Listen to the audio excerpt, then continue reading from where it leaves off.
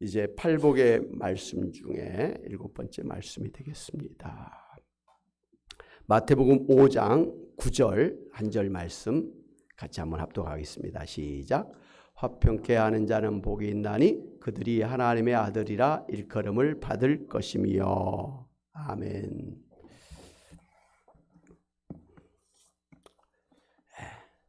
최근에 북아프리카 수단이라고 하는 나라에서 군부 간의 내전이 일어나서 수많은 사상자가 발생하고 있어서 국제사회가 또 긴장하고 있습니다. 원래 두 군부 세력은 지난 30년간의 독재 정권을 몰아내고 정권을 장악했던 그런 동료였습니다만은 이제 권력을 재편하는 그런 과정에서 불화가 생겨서 결국은 서로 대적하는 사이가 되어서 전쟁을 벌이게 되었다고 합니다. 한마디로 어제의 동지가 오늘의 적이 된 셈이죠. 예. 세상은 평화를 원하지만 참 평화가 쉽지만은 않은 것 같습니다. 아직도 우크라이나와 러시아 간의 전쟁이 장기전으로 계속되고 있고요. 또 그런가 하면 미국, 중국, 러시아의 그 강대국들 사이에서 이상한 그런 전쟁이 언제라도 일어날 수 있는 그런 긴장감이 흐르고 있고, 또 남북한 간에는 최고조로 지금 전쟁의 위기 가운데 서로 막 대결하고 있고, 또 우리나라의 보수 진보가 간의 진영 싸움이 굉장히 강하게 일어나고 있고, 또 사업자와 노동자 간의 그런 갈등, 그리고 세대 간의 남녀 간의 그런 갈등, 그리고 우리나라는 또 특별히 지역 감정이 계속되고 있는 것을 보면 그 어느 순간에는 이렇게 화평이 이루어지는가 그렇게 기대하기도 합니다만은 또 어느 때 보면 갑자기 갈등과 대립이 반복되고 있는 것을 우리가 볼 수가 있습니다. 여러분, 그런데 이 모든 이 불화와 갈등, 싸움의 근본적인 원인이 무엇인가를 생각할 때 성경으로 보면, 성경적으로 말하게 되면 인간의 죄 때문입니다. 아멘. 네. 죄 때문에 우리 모든 인간의 마음에는 시기, 질투, 다툼, 탐욕, 이기주의, 특별히 자존심이 자리 잡고 있어서 언제든지 사람 간에 불화할 수밖에 없는 형편에 처해 있다고 하는 것이 문제입니다.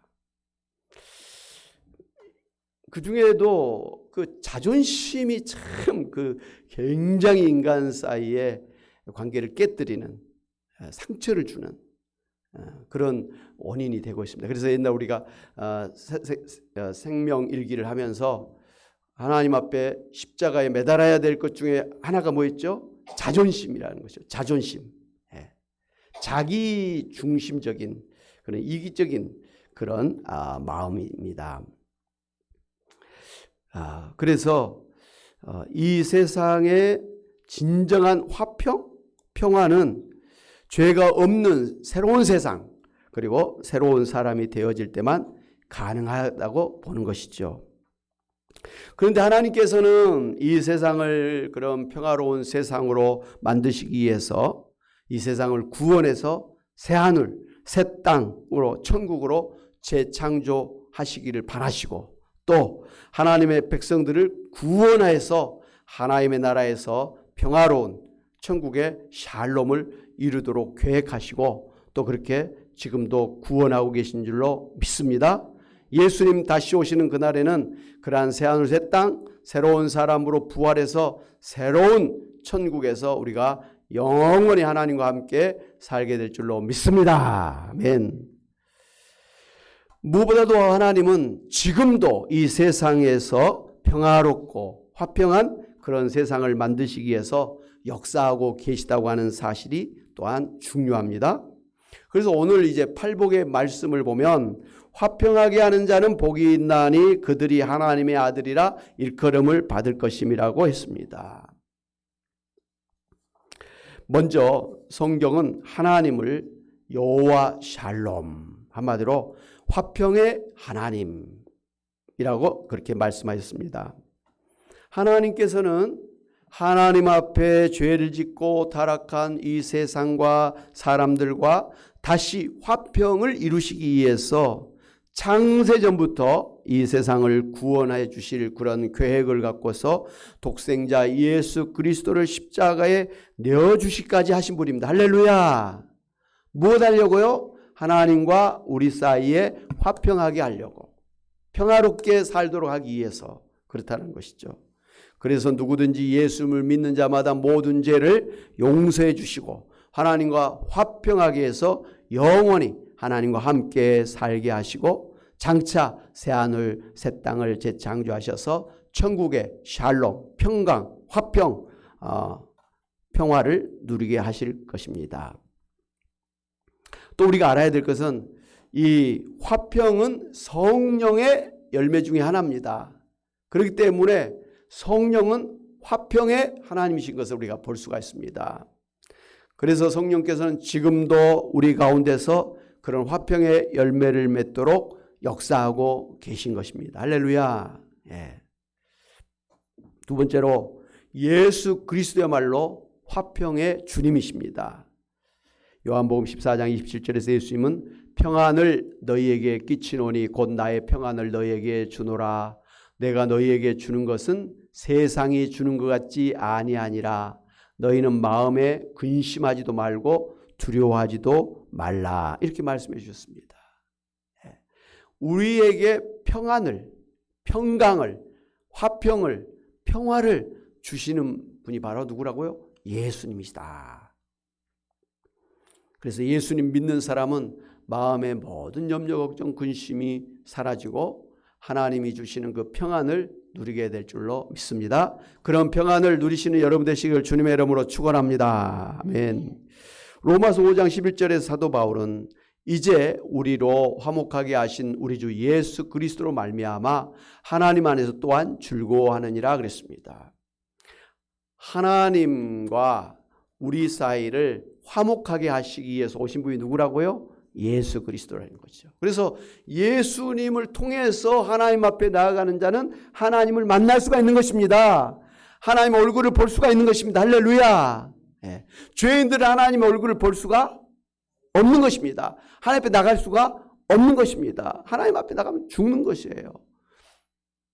그렇기 때문에 예수님 없이 우리가 하나님 앞에 나아갈 수는 없지만 예수님께서 우리를 하나님 앞에 나아가는 그런 길이 되어 주셨기 때문에 예수님을 통해서 하나님 앞에 우리가 나아갈 수가 있게 된 것입니다. 오늘 우리가 예배 드리는 것도 우리 하나님 앞에 나와 있는 것입니다. 하나님 앞에 지금 예배를 드리는 것입니다. 하나님을 만나고 있는 것입니다. 하나님의 은혜를 받는 복된 시간이 된 줄로 믿습니다. 예. 세 번째로 오늘 예수님께서는 이 팔복의 말씀을 통해서 예수 믿고 구원받은 성도들은 하나님의 자녀가 된 그런 복을 받은 자들이라고 하시면서 세상에서 마찬가지로 화평케 하는 삶을 살아야 된다. 이렇게 명령을 했습니다. 우리가 하나님의 자녀가 되었단 말씀이에요. 그래서 하나님의 자녀이기 때문에 하나님의 성품이신 화평하는 일을 하나님의 자녀인 우리도 해야 된다라는 말씀이 있죠. 하나님의 그런 자녀라는 증거가 뭐냐면 화평하게 하는 것입니다. 할렐루야. 네. 하나님은 오늘 우리에게 화평하게 할 수 있도록 성령께서 역사해 주셨고 또 우리가 하나님의 자녀이기 때문에 화평한 삶을 살 수가 있게 하셨고 또 마땅히 화평하게 하는 삶을 살아야 된다고 말씀을 해 주신 것입니다. 그렇다면 우리가 이제 어떻게 해야 세상에서 화평하게 하는 삶을 살 수 있을까요? 첫째로 하나님께서 하나님과 불화해서 고통을 당하고 있던 우리들을 예수 그리스도로 말미암아 하나님과 화평하게 하셨음을 우리가 알고 감사하면서 우리도 다른 사람들과 화평한 삶을 살도록 힘써야 될 줄로 믿습니다. 예. 우리에게 화평의 열매를 맺게 하시는 성령 안에서 우리가 성령 충만해서 성령을 따라서 살 때에 우리가 화평하게 하는 삶을 살 수가 있는 것입니다. 그러니까 성령 충만하시기를 바랍니다. 예, 그러면 화평한 삶을 다른 사람과 평화로운 삶을 마음의 평안을 얼마든지 누릴 수가 있게 된다는 것이죠. 세 번째, 무엇보다도 하나님과 불화한 우리를 하나님과 화평하게 하신 하나님과 예수님께서 화평하게 하시는 모범을 보여주셨어요. 우리는 그 하나님과 예수님의 그 본을 따라서 우리도 다른 사람과 화평하는 삶을 살아야 되겠습니다. 어떻게 우리에게 본을 보여주셨습니까? 첫째로 하나님과 예수님께서는 전적으로 부패하고 타락한 죄인된 우리를 불쌍히 여겨주셨습니다. 긍휼히 여겨주셨습니다. 안타까워하시고 애통하셨습니다. 그리고 사랑해 주셔서 죄인된 우리를 하나님과 화평하게 하시고자 우리를 찾아오셨습니다. 그리고 죽기까지 하시면서 자신을 낮춰주셨다라는 것입니다. 하나님이 이 죄인됨, 전적으로 부패하고 타락한 그런 사람들을 아예 그냥 멀리하고 아예 버려버리신 게 아니라 그런 우리를 불쌍히 여겨주셨다는 것이죠. 그래서 죄 많은 우리를, 냄새나는 우리를, 부패한 우리를 하나님께서는 찾아오셨다는 것이죠. 가까이 찾아오셨다는 게 이게 참 중요해요. 여러분 다 깨끗하고 건강하고 좋은 그런 옷을 입은 사람들을 우리가 만나길 원하지, 병들어서 냄새나고 구질구질하고 말이죠. 교양도 없고 옷도 말이죠. 막 먼지 묻고 그런 옷을 입은 사람들을 만나러 가기가 쉽지 않아요. 옛날에 고아원이나 우리가 요양원 같은데 교회에서 많이 봉사를 갔잖아요. 근데 요즘은 안 가요. 뭐 그런 요양원이랄지 뭐 이런 데가, 이런 것을 자기 주변에 동네에 있는 것도 싫어해 가지고 이렇게 내쫓으려고 하지 않습니까? 싫어해요.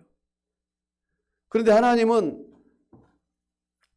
보시기에 정말 전적으로 부패하고 타락한 냄새나는 썩을 대로 썩은 그런 우리를 찾아오셨다는 것입니다.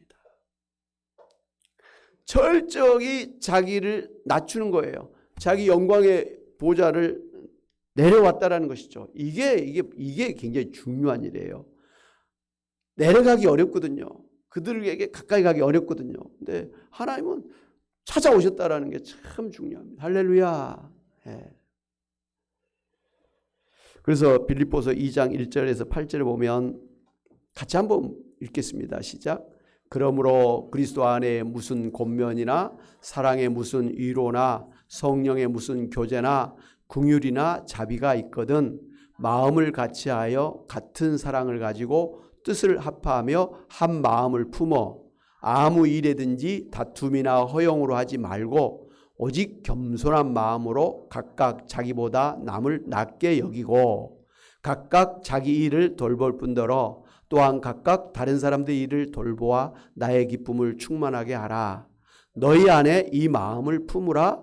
곧 그리스도 예수의 마음이니 그는 근본 하나님의 본체시나 하나님과 동등됨을 취할 것으로 여기지 아니하시고 오히려 자기를 비워 종의 형체를 가지사 사람들과 같이 되셨고 사람의 모양으로 나타나사 자기를 낮추시고 죽기까지 복종하셨으니 곧 십자가에 죽으심이라. 예수님이 원래 하나님의 본체시다. 하나님과 동등된 하나님 아버지와 하나인 그런 삼위일체 하나님 아들 아니십니까? 그럼에도 불구하고 아버지 하나님의 그 마음을 기쁘게 하기 위해서 이 세상을 참 구원해서 하나님과 화평하도록 하기 위해서 예수님께서 그 영광의 보좌를 떠나서 이 세상에 낮고 천한 이 세상에 그것도 죄된 인간의 몸을 입고 태어나셨다라는 것이죠. 그리고 정말 30년 동안 가장 가난한 목수의 가정에서 그것도 여러 동생들이 있는 가정의 장남으로서 부모님을 도우면서 뭐 표가 나지 아니한 그런 평범한 사람으로서 굉장히 힘든 그런 인생을 살았습니다. 그리고 나머지 공생의 3년 동안은 날마다 병자들을 찾아가서 고쳐주고 귀신들과 싸우면서 귀신을 물리쳐 주시고 아침부터 저녁까지 사람들에게 복음을 전하면서 매일매일 그렇게 3년을 갖다가 돌아다니셨고 그리고 중간중간에 계속해서 그 유대인들 바리새인 사두개파 사람들에게 그냥 또 비난을 받고 또 어떨 때는 죽음의 위협을 당하기도 하고 그렇게 사셨고 마침내 잡혀서 십자가에 고통을 당하시면서 창에 찔려서 그렇게 피를 흘리며 죽으셨습니다. 그게 예수님의 일생인데요.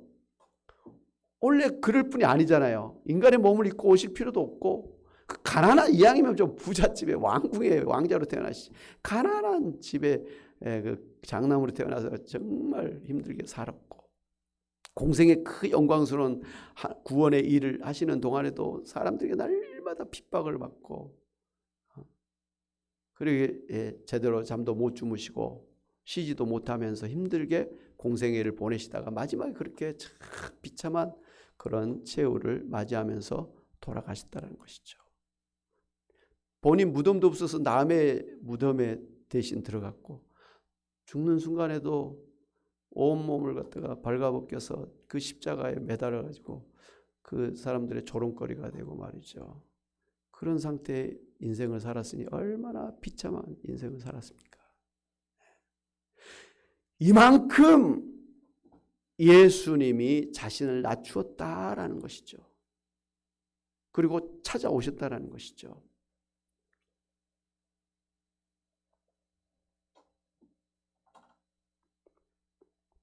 그렇기 때문에 오늘 우리도 이런 예수님의 본을 받아서 나와 원수가 된 사람이나 또 더러운 죄를 지은 사람이나 자신과 성향이 맞지 않은 사람일지라도 저들을 우리가 불쌍히 여기고 사랑하는 마음을 가지고 먼저 자신을 낮추어서 저들을 먼저 찾아가서 내가 먼저 손을 내밀고 화해하고 용서하면서 함께 살도록 노력을 해야 되는 것입니다. 아멘.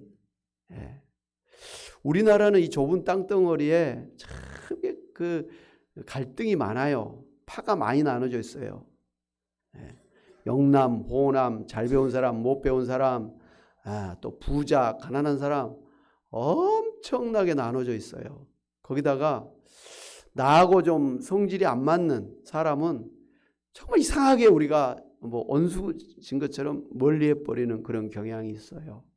저 사람이 나한테 뭐 잘못한 것도 없는데 나하고 스타일이 좀 다르다고 해가지고 성질이 좀 다르다고 해가지고 아예 그냥 원수처럼 이렇게 척을 두고 사는 경우가 참 많습니다. 우리가 참 이렇게 넓은 마음의 사람이 아닌 것 같아요. 부부간에도 사랑하면서 살잖아요. 결혼했고. 근데 조금만 마음에 안 맞으면 금세 돌아지고 돌아서고 뭐 이런 걸 보세요. 형제 자매 간에도 그렇고 교회 솔직히 성도님들 간에도 가만 보면 이렇게 약간씩 이렇게 나눠져 있는 그런 모습들을 볼 수가 있어요. 지금은 안 그래요. 지금은 안 그러는데 옛날에 그런 게 있어가지고 제가 소그룹을 없애버렸잖아요. 없애버렸어요. 원래 교회가 건강하게 성장하려면 소그룹 단위로 이렇게 해야 되는데 소그룹 사이에서는 좋은데 소그룹과 소그룹 사이에 이게 막 갈등이 있는 거예요. 네가 잘났느니 내가 잘났느니 이렇게 하는 게 있어서 이건 아니다 그래서 없애버리고 제가 전체적으로 그렇게 다락방을 인도해 온 것을 아시죠? 그랬던 우리인데 지금은 다 하나가 돼가지고 얼마나 감사한지 모릅니다. 정말 감사해요. 할렐루야. 정말 감사해요. 우리가 정말 권사님들 집사님들 간에 참 언니 동생같이 정말 형제같이 그렇게 서로 도와가고 서로 섬기려고 막 애를 쓰는 이런 모습이 너무 좋아요. 너무 감사해요. 어찌됐든 우리가 그렇게 파가 많아지고 서로 대립되는 그런 나라에서 우리가 살고 있는데 예수님 믿는 사람들은 그런 모든 차이를 떨쳐버리고 서로 먼저 찾아가서 서로 사랑하면서 돕는 그러한 화해하는 화평하는 하나님의 사람들이 되어야 될 줄로 믿습니다. 또 그렇게 사시기를 주님의 이름으로 축원합니다. 아멘. 둘째로 우리 자신도 다른 사람과 똑같이 피차 허물이 많고 연약하고 죄가 많은 사람이기 때문에 철저히 자기 자신을 십자가에 못 박아버리고 대신에 오직 예수님으로 살아야 될 그런 존재임을 알고 내 안에 있는 교만함, 우월감, 자존심을 내려놓고 다른 사람을 비난하고 비판하고 정죄하고 심판하는 일을 멈춰야 될 줄로 믿습니다. 남을 비난하고 비판하고 정죄하는 것은 상대적으로 나는 바른 사람이다, 나는 잘한 사람이다라는 거잖아요. 내가 잘못하고 있는데 다른 사람을 보고 너 잘못했어 말할 수는 없는 거 아닙니까? 그러니까 다른 사람에게 잘못했다는 걸 지적하는 사람은 나는 괜찮은 사람이야, 나는 죄가 없는 사람이야, 나는 부족함이 없는 사람이라는 걸 전제하고 하는 거예요. 그런데 성경에 보면 죄가 없는 사람 한 사람도 없다. 오히려 자기가 죄가 없다고 하는 사람은 오히려 거짓말하는 사람이다 라고 이야기를 했습니다. 그러니 우리가 나도 똑같이 허물이 많고 연약하고 죄를 짓는 그런 사람인 것을 인정한다고 한다면 다른 사람의 허물, 다른 사람의 잘못된 것, 죄를 보면서 막 손가락질하고 정죄해서는 안 된다는 것입니다. 아멘. 실제로 하나님은 우리로 하여금 다른 사람을 비난하고 비판하지 말라 그랬어요. 그것은 누가 하는 일이라고요? 심판주 대신 하나님이 하신 일이기 때문에 너가 하나님이냐? 너도 심판받아야 될 사람인데 너가 누구를 심판하고 있느냐? 하면서 다른 사람을 비난하거나 정죄하지 말라 이렇게 말씀해 주셨습니다. 아멘. 따라해 봅시다. 다른 사람을 비난하고 정죄하지 맙시다. 심판하지 맙시다. 특별히 우리가 참 다른 사람과 화해하고 화평하고 평화로운 삶을 살기 위해서는요. 따라해서 봅시다. 말을 조심합시다. 야고보서 3장 2절에 8절에 보면 같이 한번 볼까요? 시작. 우리가 다 실수가 많으니 만일 말에 실수가 없는 자라면 곧 온전한 사람이라 능히 온몸도 굴레 씌우리라. 우리가 말들의 입에 재갈 물리는 것은 우리에게 순종하게 하려고 그 온몸을 제어하는 것이라. 또 배를 보라. 그렇게 크고 광풍에 밀려가는 것들을 즉기 작은 키로서 사공의 뜻대로 운행하나니 이와 같이 혀도 작은 지초로 돼 큰 것을 자랑하도다. 보라 얼마나 작은 불이 얼마나 많은 나무를 태우는가. 혀는 곧 불이요 불의의 세계라. 혀는 우리 지체 중에서 온몸을 더럽히고 삶의 수레바퀴를 불사르나니 그 사르는 것이 지옥불에서 나느니라. 여러 종류의 짐승과 새며 벌레와 바다의 생물은 다 사람이 길들일 수 있고 길들여 왔거니와 혀는 능히 길들일 사람이 없나니 쉬지 아니하는 악이요 죽이는 독이 가득한 것이라. 아멘. 참, 사람의 말이 얼마나 위험한 그런 것인가를 아주 적나라하게 그렇게 말씀해 주신 거예요. 그러므로 성경에서는 여호와여 내 입에 파수꾼을 세우시고 내 입술의 문을 지키시옵소서. 내 입에 아예 파수꾼을 세워달라고. 내 입에 아예 작구를 딱 잠궈가지고 쓸데없는 말 하지 않냐고, 꼭 해야 될 말만 할 때 입을 열게 해달라고, 입술을 닫게 살게 해달라고 그렇게 지금 기도하고 있는 거예요. 야고보서 1장 19절 20절 같이 한번 볼까요? 시작. 내 사랑하는 형제들아 너희가 알지니 사람마다 듣기는 속히 하고 말하기는 더디하며 성내기도 더디하라.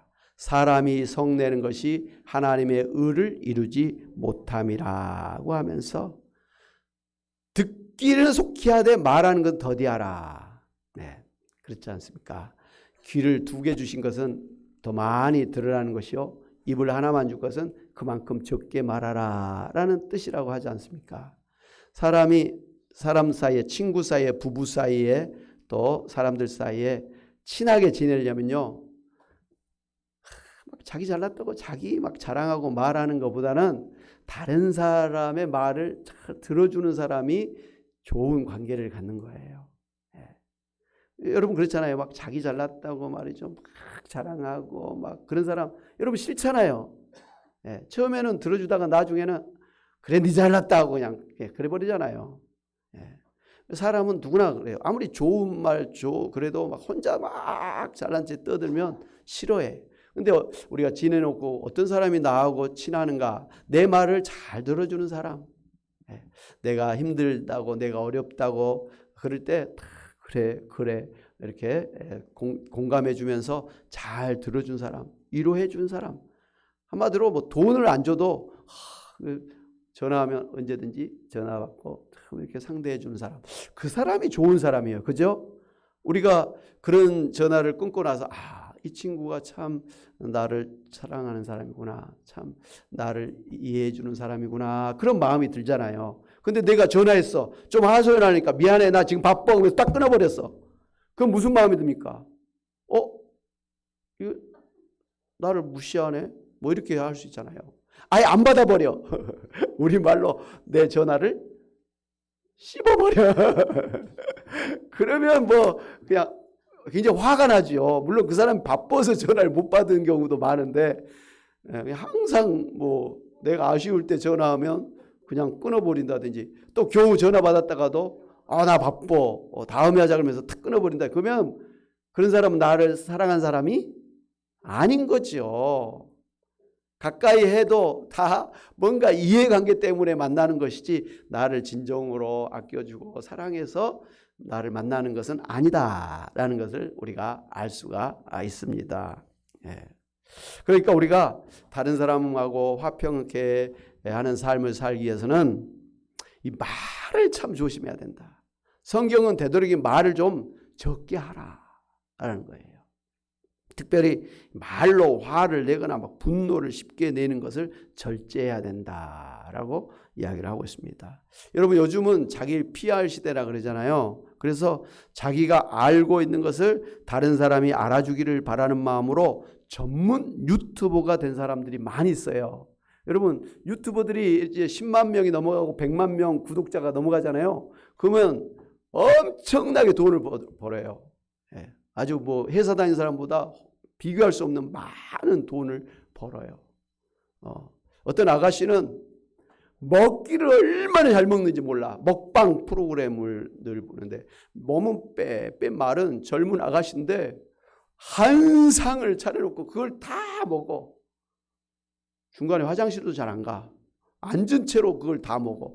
이상해. 그래서 병원에서 이 사람의 속은 어떤가 했는데 특별히 이상한 것도 없어요. 다 소화를 시키고 다 건강하게 있어. 싱통망통한데 하여튼 사람들은 그 젊은 아가씨가 그 많은 음식을 막 맛있게 끝까지 먹는 그런 모습을 보면서 대리만족을 하는 거예요.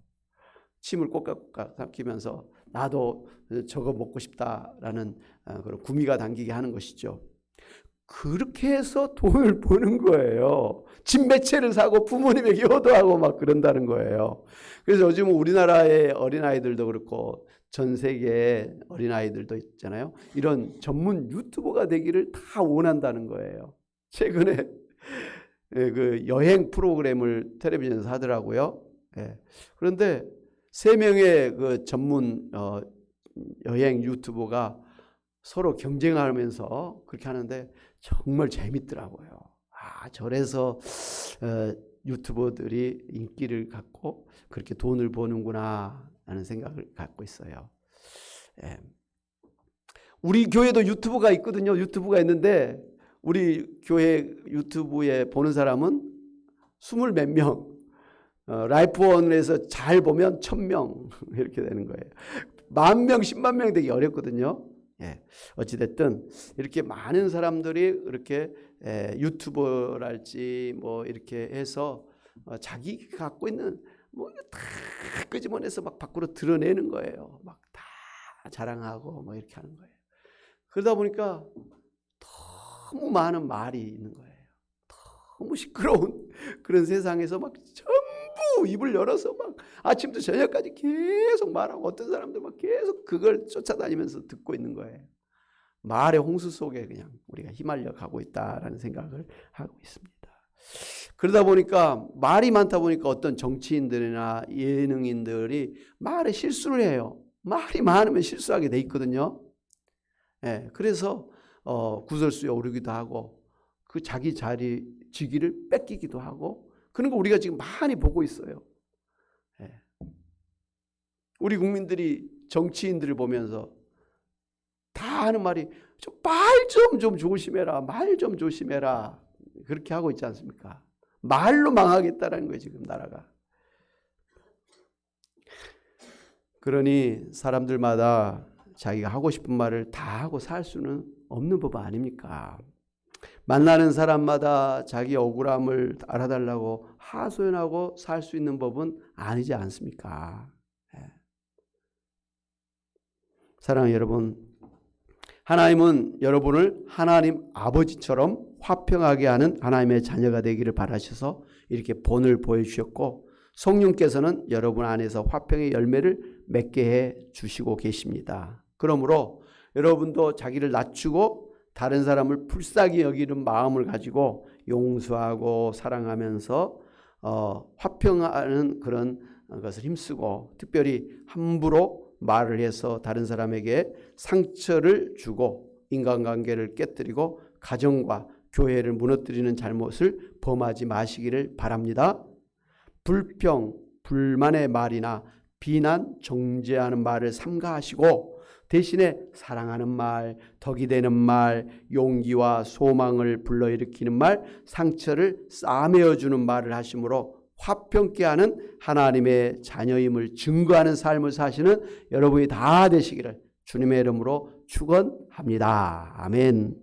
하나님 아버지, 참으로 하나님은 하나님 앞에 죄를 지은 인간들이 다시 하나님과 화평케 되기를 원하셔서 독생자 예수 그리스도를 십자가에 내어주시기까지 하시면서 우리를 하나님 앞에 다시 불러주시고 하나님의 자녀가 되게 하시고 천국의 백성이 되게 하셔서 하나님과 함께 영원히 천국에서 살게 해주신 것을 인해서 감사를 드립니다. 예수님도 자기를 낮추셔서 우리를 화평케 하셨고 성령께서도 우리 안에 내주하시면서 결단코 떠나지 아니하시면서 항상 우리 안에서 화평하게 하는 삶을 살게 하신 줄로 믿고 감사를 드립니다. 성삼일체 하나님께서 화평의 하나님이시니 우리가 하나님을 본받아서 하나님의 자녀로서 마찬가지로 화평케 하는 삶을 살아야 될 줄로 믿습니다. 우리가 하나님과 화평한 사람이 되었고 성령께서 우리로 화평하게 하시니 또 하나님의 말씀을 받은 사람들이니 우리도 얼마든지 화평하게 하는 삶을 살게 될 줄로 믿습니다. 하나님, 정말 우리도 다른 사람을 먼저 찾아가서 정말 서로 용서하고 화해하고 사랑하고 축복하는 삶을 살게 하여 주옵시고 특별히 우리가 말을 참 삼가해서 비난하고 비판하고 정죄하고 심판하는 말을 하지 말게 하시고 하나님 정말 용서하고 축복하는 그 사람 마음을 기쁘게 하는 그런 참 좋은 말을 구별해서 할 줄 아는 저희들 되게 하여 주옵소서. 특별히 가정에서 부부 사이에 부모와 자녀 사이에 형제와 자매 사이에서도 교회의 성도들 사이에서도 친구들 사이에서 또 직장 안에서 만나는 사람들 사이에서 예수님 믿는 사람들은 하나님처럼 화평케 하는 천국의 백성인 것을 알고 그렇게 힘써서 화평을 만드는 피스메이커가 되게 하여 주옵소서. 감사하고 예수의 이름으로 간절히 기도하옵나이다. 아멘. 할렐루야. 아멘. 우리 말씀을 생각하면서 우리 찬양하시고 또 하나님께 헌물하도록 하겠습니다. 헌금하도록 하겠습니다.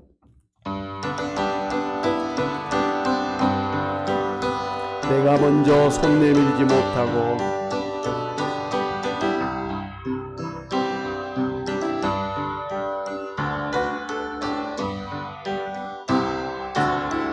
내가 먼저 손 내밀지 못 못하고 내가 먼저 용서하지 못하고 내가 먼저 웃음 주지 못하고 이렇게 머뭇거리고 있네. 그가 먼저 손 내밀기 원했고 그가 먼저 용서하길 원했고 그가 먼저 웃음 주길 원했네. 나는 어찌된 사람인가. 오 간교한 나의 입술이여 오 옹졸한 나의 마음이여 왜 나의 입은 사랑을 말하면서 왜 나의 마음은 화해를 말하면서 왜 내가 먼저 쳐줄 수 없는가 왜 내가 먼저 손해볼 수 없는가. 오늘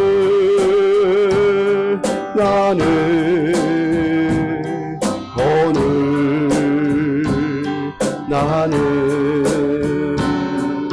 주님 앞에서 몸둘 바모르고 이렇게 느끼며 서 있네. 어찌할 수 없는 이 마음을 주님께 맡긴 채로 내가 먼저 섬겨주지 못하고 내가 먼저 이해하지 못하고 내가 먼저 높여주지 못하고 이렇게 고집 부리고 있네. 그가 먼저 섬겨주길 원했고 그가 먼저 이해하길 원했고 그가 먼저 높여주길 원했네. 나는 어찌된 사람인가. 오 추악한 나의 욕심이여 오 서글픈 나의 자존심이여 왜 나의 입은 사랑을 말하면서 왜 나의 마음은 화해를 말하면서 왜 내가 먼저 쳐줄 수 없는가 왜 내가 먼저 손해볼 수 없는가.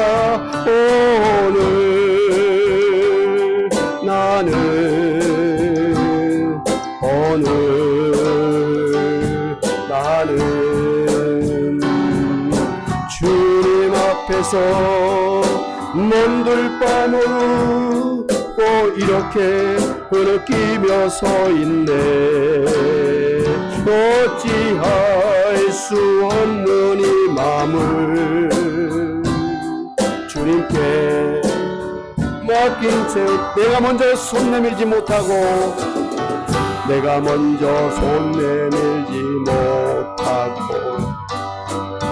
내가 먼저 용서하지 못하고 내가 먼저 웃음 주질 못하고 이렇게 머뭇거리고 있네. 그가 먼저 손 내밀길 원했고 그가 먼저 용서하길 원했고 그가 먼저 웃음 주길 원했네. 나는 어찌된 사람인가. 오 간교한 나의 입술이여 오 옹졸한 나의 마음이여 왜 나의 입은 사랑을 말하면서 왜 나의 마음은 화해를 말하면서 왜 내가 먼저 쳐줄 수 없는가? 왜 내가 먼저 손해볼 수 없는가? 오늘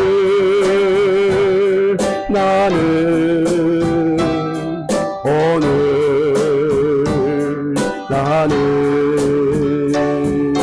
주님 앞에서 몸둘바 모르고 이렇게 흐느끼며 서 있네. 어찌할 수 없는 이 맘을 주님께 맡긴 채로 내가 먼저 섬겨주지 못하고 내가 먼저 섬겨주지 못하고 내가 먼저 이해하지 못하고 내가 먼저 높여주지 못하고 이렇게 고집 부리고 있네.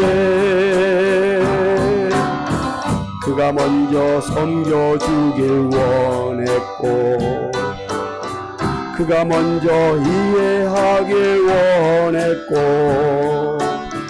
그가 먼저 높여주길 원했네. 나는 어찌된 사람인가? 오 추악한 나의 욕심이여, 오 서글픈 나의 자존심이여, 왜 나 입은 사랑을 말하면서 왜 나의 마음은 화해를 말하면서 왜 내가 먼저 쳐줄 수 없는가? 왜 내가 먼저 손해볼 수 없는가? 오늘 나는